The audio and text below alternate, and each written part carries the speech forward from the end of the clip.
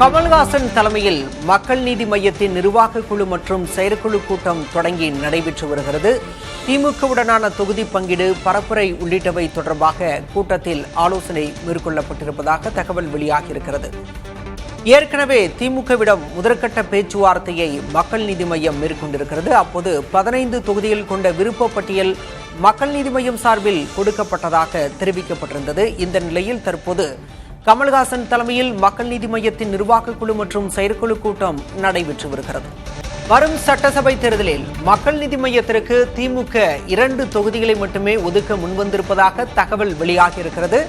கடந்த முறை நடந்த முதற்கட்ட பேச்சுவார்த்தையில் 15 தொகுதிகள் கொண்ட விருப்ப பட்டியலை மக்கள் நீதி மய்யம் கொடுத்ததாகவும், ஆனால் 2 தொகுதிகளை மட்டுமே ஒதுக்க திமுக முன்வந்திருப்பதாகவும் தகவல் வெளியான நிலையில் தற்போது கமல்ஹாசன் தலைமையில் நடைபெற்று வரும் நிர்வாக குழு மற்றும் செயற்குழு கூட்டம் முக்கியத்துவம் வாய்ந்ததாக பார்க்கப்படுகிறது.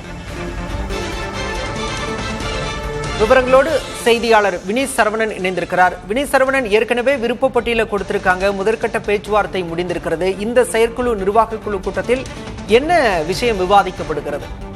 பாலா, ஏற்கனவே திமுக கூட்டணியில் மக்கள் நீதி மய்யம் கடந்த 2 ஆண்டுகளாக பயணித்து வருகிறது. ஏற்கனவே திமுகவுடன் 2 தினங்களுக்கு முன்பாக தொகுதி பங்கீடு பேச்சுவார்த்தையை மக்கள் நீதி மய்யம் முதற்கட்ட பேச்சுவார்த்தையை நடத்தி முடித்திருக்கிறார்கள்.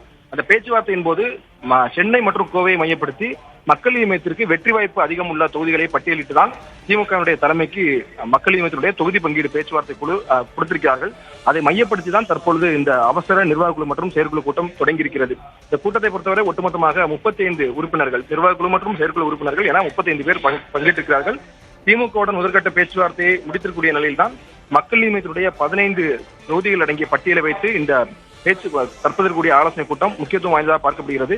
திமுகவுடன் அவர்கள் பேச்சுவார்த்தை நடத்தும் போது அதிகபட்சமாக 6 தொகுதிகள் வரை கேட்டதாக கூறப்படுகிறது. ஆனால் திமுக தரப்பிலிருந்து அதிகபட்சமாக 2 தொகுதிகள் வரை ஒதுக்க முன்வந்ததாகவும் கூறப்படுகிறது. இதனை மையப்படுத்திதான் தற்பொழுது இந்த பேச்சுவார்த்தை நடைபெறுகிறது.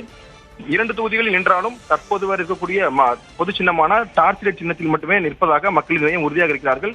சின்னத்தை விட்டுக் கொடுப்பதில் எந்த அளவிற்கும் தயக்கம் இல்லை என்பதில் மக்கள் நீதி மய்யத்துடைய கருத்தாக இருக்கிறது. அதே நேரம் கூடுதலாக 1 அல்லது 2 தொகுதிகள் கொடுத்தாலும் உதயசூரியன் சின்னத்தில் நிற்க வேண்டும் என திமுக தலைமை வலியுறுத்தியதாகவும் ஒரு தகவல் இருக்கிறது. அதை மையப்படுத்திதான் இந்த ஆலோசனை கூட்டம் நடைபெற்று வருகிறது. குறிப்பாக டார்ச் லைட் சின்னத்தை போட்டியிட இருக்கிறார் கமலஹாசன்.